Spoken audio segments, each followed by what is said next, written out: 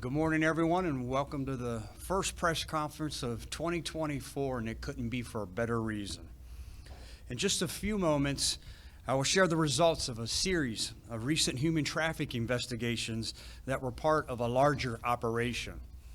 But first, I want to start by recognizing that today is National Human Trafficking Awareness Day, and the timing of our discussion is both intentional and symbolic, serving as a call to action to raise awareness and stand united against the pervasive scourge that is human trafficking.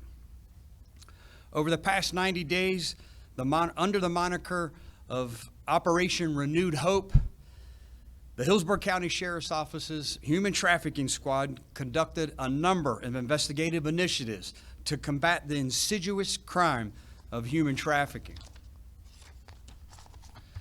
We targeted this crime through a multi-pronged approach by conducting undercover streetwalker and hotel and motel operations, along with online chats where our undercover investigators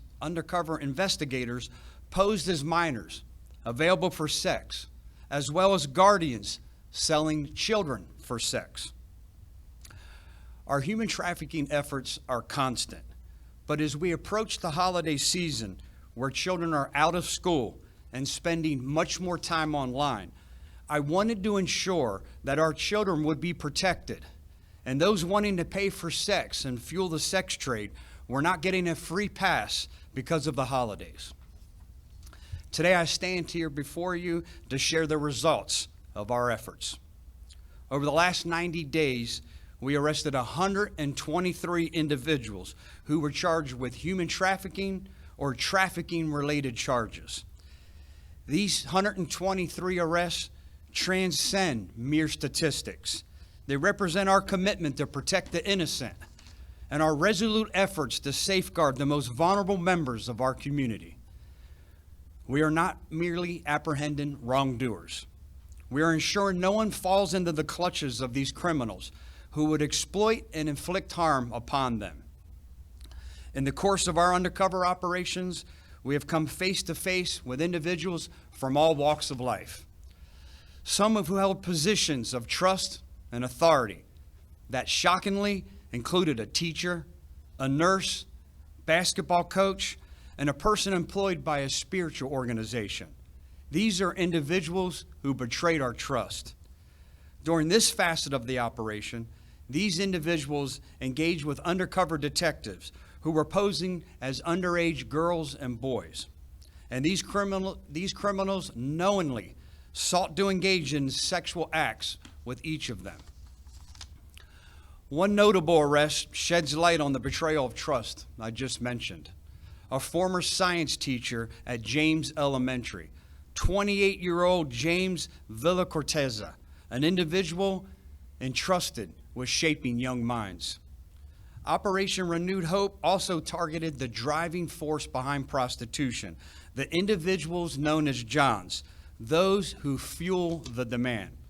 Our Johns portion of the operation aimed to dismantle the market that coerces many into the heroin world of sex work. This is where we came into contact with Zen Dong, who clearly did not learn his lesson.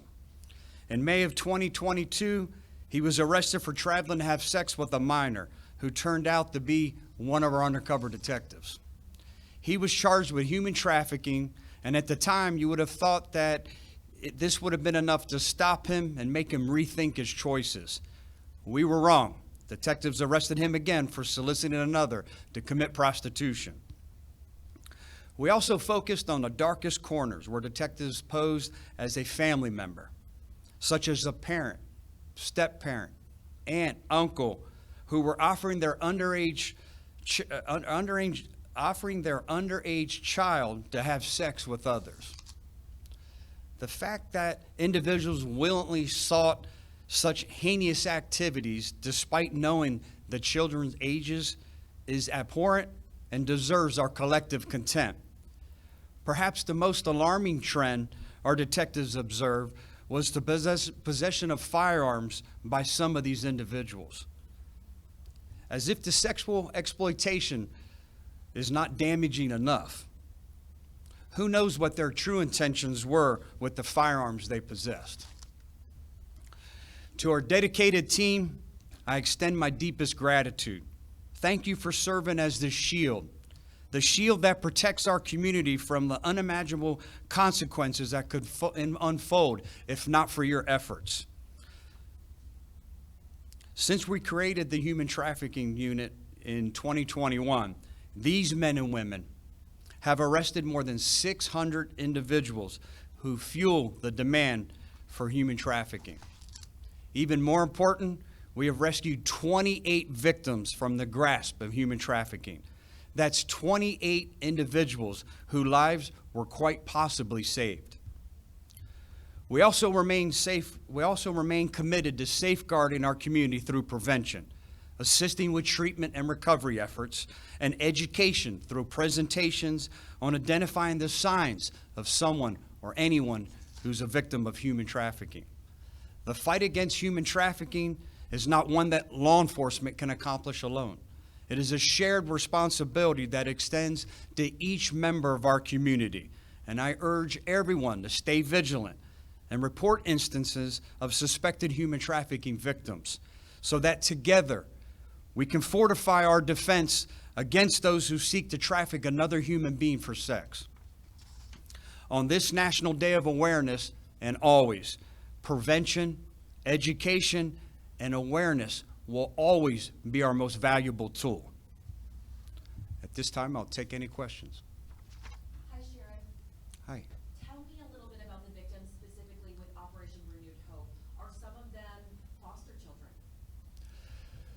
Without getting into too many details and revealing our investigative techniques, we posed as a lot of different individuals. We posed as aunts, uncles, grandparents.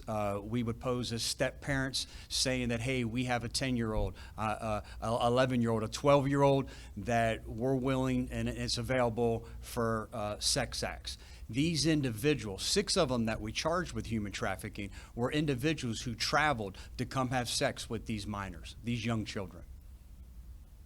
When it comes to the suspects, Sheriff, what do the suspects say to you after they realize they've been caught? These suspects know what they're doing is wrong. Even a few of them that they arrested, and we're seeing a trend where they drop their cell phones. They take their cell phones somewhere else before they show up to have sex with this young child because they don't want their wife to be able to track where they're at. So they know what they're doing is wrong. When they get caught, when they realize they fell for it, what do they say? You know, it's different. The human trafficking detectives will tell you some immediately break down and cry. Some say that they have a problem, they need more help, and some fight like hell because they don't want to go back to jail, and they're most importantly embarrassed knowing that their significant other, their wife, is going to find out what they're truly up to. Again, they go to great lengths to travel, to have sex with a young child. They even hide their cell phones. And like I mentioned during the speech here, alarming now to see that some of them, and this is just recent since 2021, what we're seeing is now they're traveling with firearms. One had a gun on them, one was in the glove box. When they take this child in their car, why would you need a gun to come have sex with a child? What were their true intentions? This is the part that's even more concerning than them just trying to have this illegal, incredibly heinous act with a young person. You spoke about treatment and recovery efforts for victims. Yeah. If someone is a victim of human trafficking, what does that process look like for their recovery and the resources available in our community? Yeah, great question. I think when you talk about human trafficking, this is something that just came to light over probably the past 1.5 to 2 years. There were no resources. If you had the courage to come forward, we didn't have the ability to try to help you out. We would collect our investigative money, some of the trust fund money we have for investigations, purchasing narcotics, whatever it is, and buy them a hotel for a night or two and then scratch our heads like, what do we do next?